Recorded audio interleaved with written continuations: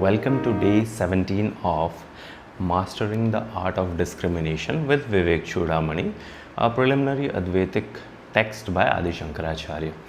तो हमने पिछले दिनों वर्स नंबर 309 तक हमने विचार किया था. आप अगर नहीं देखे हैं तो you can check the old videos in the playlist. So will start from verse number 310 आज से. सो 310 से 319 तक यहाँ विचार होता है कर्मों का. हम जो क्रियाएं करते हैं, जो हम चिंतन करते हैं विषयों के बारे में, विषय चिंतन, विषय कामना जनित या काम्य कर्म और वासनाएं प्राप्त करने की जो डिज़ायर है, ये तीनों को त्यागना चाहिए. इसके बारे में बताएंगे ये तीनों को कैसे त्यागना चाहिए और ये तीनों कैसे हमें बांधते हैं, इसके बारे में विचार चलेगा. तो will start with verse number 310. निगृह्य शत्रुर अहमो अवकाशः क्वचित न देयो विषयानुचिंतया. यहाँ बोलते हैं निगृह्य, शत्रु को, विषय चिंतन को शत्रु बोलते हैं, अहम को शत्रु बोलते हैं. ये सब शत्रुएं हैं.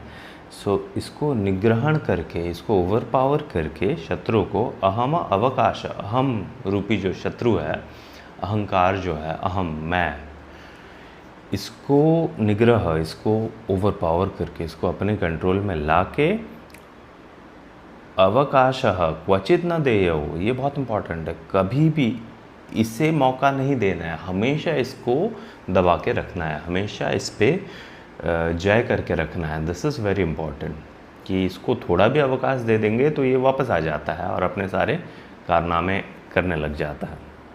सएव फिर बोलते हैं क्वचित न देयो विषयानुचिंतया. ये अहंकार को थोड़ा भी समय विषय चिंतन में नहीं लगने देना चाहिए. इसीलिए निरंतर आप भजन करना चाहिए, अद्वैत वेदांतिक श्रवण मनन निधिध्यासन. इसीलिए इतने शास्त्र हैं, इतने वैरायटी है. आप थोड़ा कभी संस्कृत व्याकरण आदि पढ़ लो, तर्क आदि पढ़ लो, भाष्य आदि पढ़ लो, मूल पढ़ लो, श्रुति पढ़ लो, स्मृति पढ़ लो, इस पे विचार करो, उस पे विचार करो, क्योंकि आपको निरंतर ये करना है. थोड़ा भी आप समय दे देंगे विषय के चिंतन में तो फिर आप उस जाल में उलझ जाएंगे. सएव संजीवन हेतुरस्य, क्योंकि वो विषय चिंतन से अहंकार फिर जाग जाता है. प्रक्षीण जम्भी रतरो रिबाम्बू.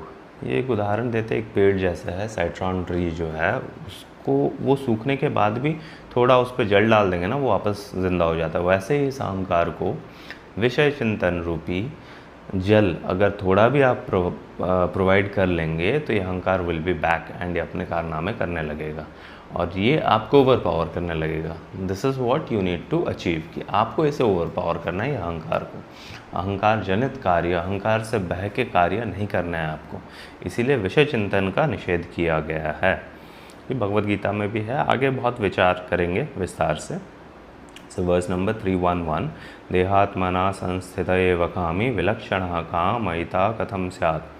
देहात्मा में जो स्थित है, जो अपने को देह मान लेता है, वही कामी है, वही विषयासक्त है, सेंस प्लेजर्स चाहता है. वो जिसके पास शरीर वाला आइडिया नहीं है, जो अपने आप को शरीर नहीं मानता है, वो कभी कामी नहीं हो सकता है. इसीलिए अर्थ संधान, विषयों का चिंतन ही, सेंस ऑब्जेक्ट्स का चिंतन जो है, यही है किसका, भवबंध हेतु भेद प्रसक्त्या. विषयों का चिंतन और कॉन्सेप्ट ऑफ डुअलिटी, भेदभाव, ये अलग है, ये मेरा है, ये तेरा है, ये जो भेद युक्त विचार है सेंस ऑब्जेक्ट्स का पाने का, राग द्वेष युक्त, यही भवबंध का कारण है. Verse number 312. कार्य प्रवर्धनाद बीज प्रवृद्धि ही परिदृश्यते.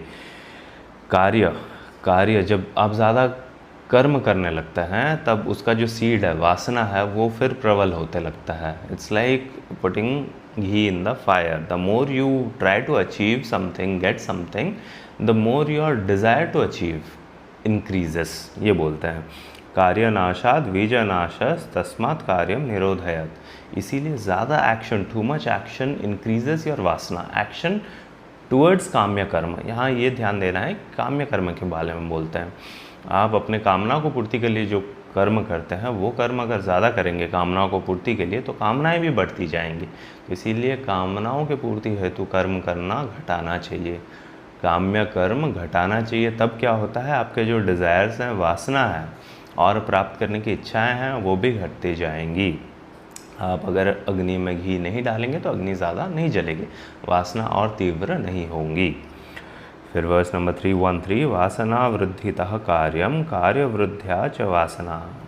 काम करेंगे ज़्यादा काम करेंगे, काम्य कर्म कामनाओं की पूर्ति के लिए अगर ज़्यादा कर्म करेंगे तो वासना भी बढ़ते जाएंगे। इट्स लाइक कभी भी कोई चीज़ भोग के आपकी वासना की पूर्ति नहीं होती, भोगने से आपकी वासना और बढ़ जाती है। इनडायरेक्टली ये वही बोल रहे हैं, आप जितना भोग के प्रति कार्य करेंगे उतना आपका वासना बढ़ते जाएगा। इसीलिए भोग आसक्त कार्य, भोग युक्त, भोग प्राप्ति के लिए जो कार्य है इसको निवर्तन करना चाहिए, इससे निवृत्त होना चाहिए, क्योंकि इससे निवृत्त नहीं होंगे कामना बढ़ते जाएगी तो आपका संसार बंध, जन्म मृत्यु का चक्कर ये चलते ही रहेगा, इसका कभी अंत नहीं होगा। फिर बोलते हैं वर्स नंबर 314, संसार बंध विच्छित्यै तद्वयम प्रदहेदिति। अगर संसार का जो बंधन है इसे तोड़ना है, सन्यासी है, मुमुक्षु को बोला जा रहा है यहाँ, ये दोनों को, कार्य और वासना और जो कार्य उसके अंतर्गत है, ये दोनों को ही जलाना पड़ेगा। वासना वृद्धिताभ्याम चिंतया क्रियया वही ही।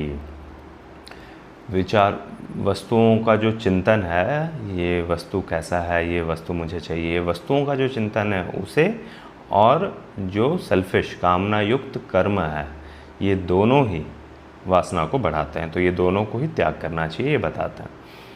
फिर वर्स नंबर 315-16 में बोलते हैं, ताभ्याम प्रवर्धमाना सा सुते संसृतिमात्मनः। ये दोनों से ही, ताभ्याम प्रवर्धमाना, ये दोनों से ही ये जो संसृति, संसरण, आत्मा का, जीव का जो संसरण है, ये शरीर से दूसरा शरीर, जन्म के बाद मृत्यु, फिर जन्म, ये दोनों से ही प्रवर्ध बढ़ के ये होता है। ये दोनों के चलते ही बार बार जन्म मृत्यु के चक्कर में पड़ना पड़ता है। इसीलिए त्रयाणाम च क्षयोपायः, यहाँ पे 3 बोलते हैं, त्रयाणाम। एक हो गया आपका वासना, दूसरा हो गया वासना युक्त कर्म, तीसरा हो गया विषयों का चिंतन। आगे बताएंगे विषयों के चिंतन से ही वासना आती है। त्रयाणाम च क्षयोपायः सर्वावस्थासु, हर अवस्था में, हमेशा, सर्वदा। कैसे इसका नष्ट करेंगे ये तीनों का, वो उपाय यहाँ पे बोलते हैं। सर्व अवस्था, सारे अवस्थाओं में, हमेशा, सर्वत्र जहाँ पे भी है, सर्व ब्रह्म मात्र अवलोकन ही, सिर्फ ब्रह्म का ही अवलोकन करना है। अहम ब्रह्म, इसका विचार करना है। अपने आप को ब्रह्म ऐक्य स्थिति में पहुँचाने का प्रयत्न करते रहने से ये तीनों जो है अपने आप मिटते जाती है। आप स्वरूप में स्थित रहते जाओगे तो ये तीनों जो है अपने आप हटते जाएंगी, ये बताते हैं। ये साधना है, निरंतर विचार चिंतन से आपका विषय चिंतन घटता है, उससे वासना घटती है, वासना घटने से उसका कार्य जो है कर्म, वासना युक्त काम्य कर्म भी घटने लगते हैं। फिर 317 में बोलते हैं, क्रियानाशे भवे चिंता नाशो अस्माद् वासनाक्षयः। क्रियानाश, जो ये काम्य कर्म है, काम्य कर्म का नाश होने से आपका जो विचार है, भवेत चिंता नाश, विषयों का जो चिंतन है वो भी खत्म होता है, और विषयों का चिंतन खत्म होने से वासना भी क्षय होता है। और वासना प्रक्षयो मोक्षः, वासना क्षय हो जाना ही मोक्ष है। इसीलिए बोलते हैं सा जीवन मुक्ति ऋष्यते, उसी को जीवन मुक्ति कहते हैं। ये तीनों का एक सिक्वेंशियल मेथड दे दिया। काम्य कर्म करना छोड़ दो, फिर विषयों का चिंतन छोड़ो, फिर वासना क्षय हो जाएंगे, तब जाके आप जीवन मुक्त हो जाओगे। आगे बताया है ब्रह्म विचार से ही होंगे, क्योंकि पहले बताया ब्रह्म विचार से ये तीनों का नाश होगा। सो दोनों पैरेलल साइमल्टेनियस प्रोसेस है। आप यहाँ ब्रह्म विचार करने लगेंगे, उधर उसका वासनाओं का त्याग करते जाएंगे।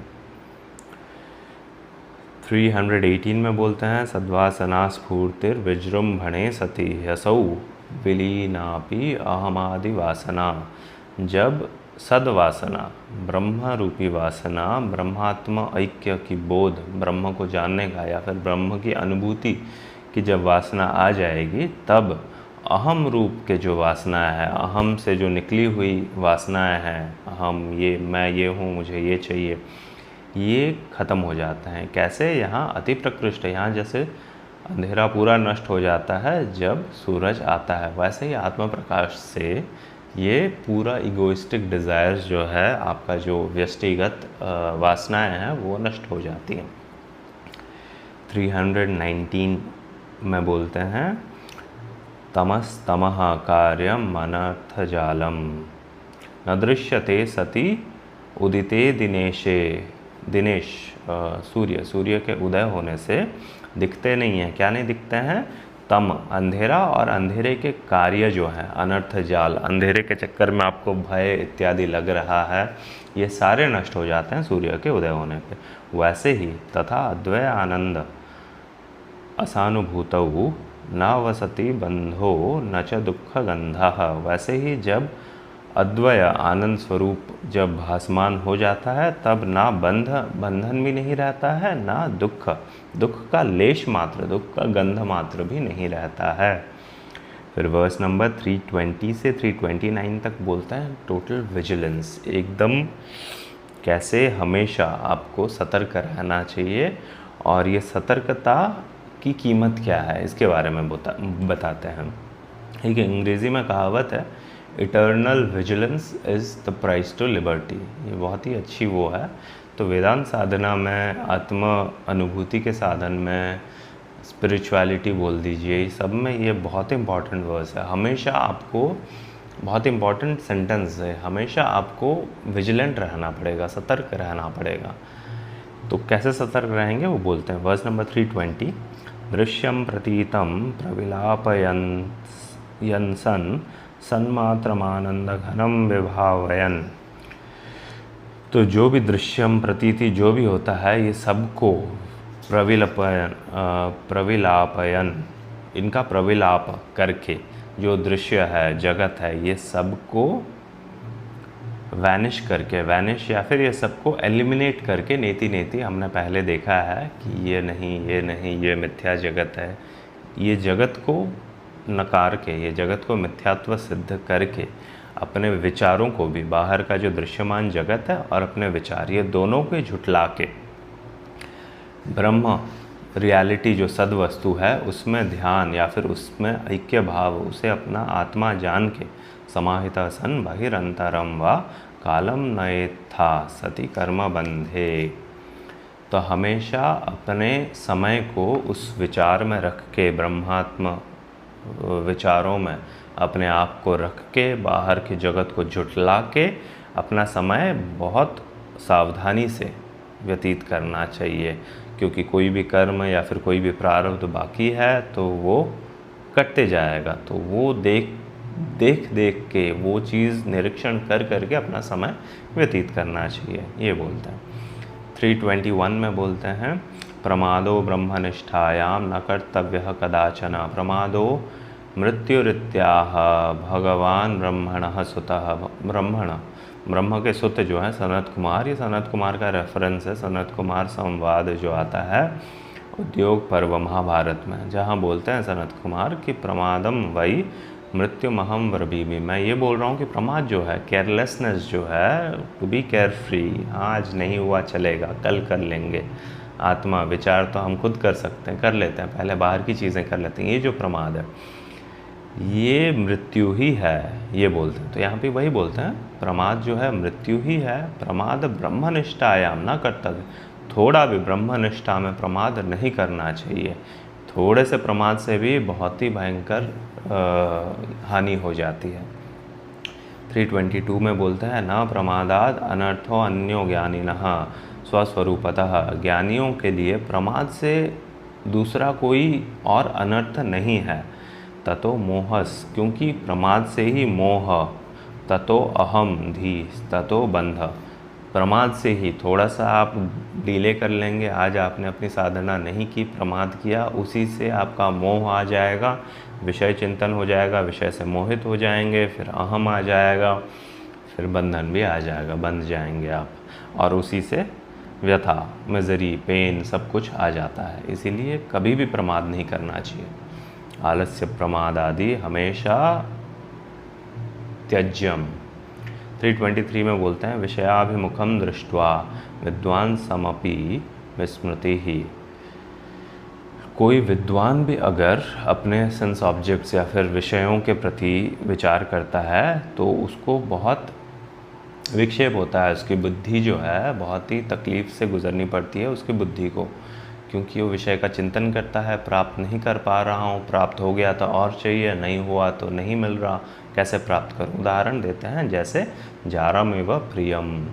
कोई प्रिया स्त्री है जो अपने प्रियतम का विचार निरंतर करती है, जो नहीं मिल पाता है लेकिन उसके विचार से वो तड़पने लगती है, मिजरेबल हो जाती है। वैसे ही एक ज्ञानी पुरुष विषयों के विचार से वैसे मिजरेबल हो जाता है। फिर वर्स 324 यथापकृष्टम शैवालम क्षणम मात्रम न तिष्ठति। जैसे आप हटा दीजिए पानी के ऊपर अलगे या सेज जम गया है, उसे हटाते साथ ही वो फिर वापस आ जाता है, वैसे ही आवरणोति तथा माया, वैसे ही माया ढक के ही रहता है। प्राज्ञम वापि परंग मुखम।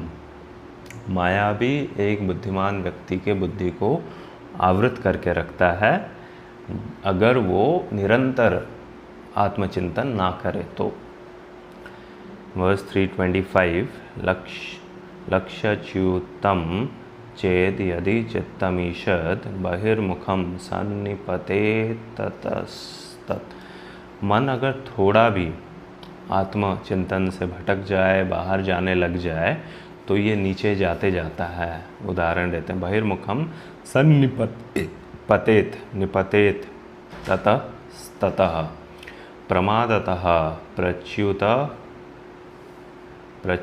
केलिकंदुकः।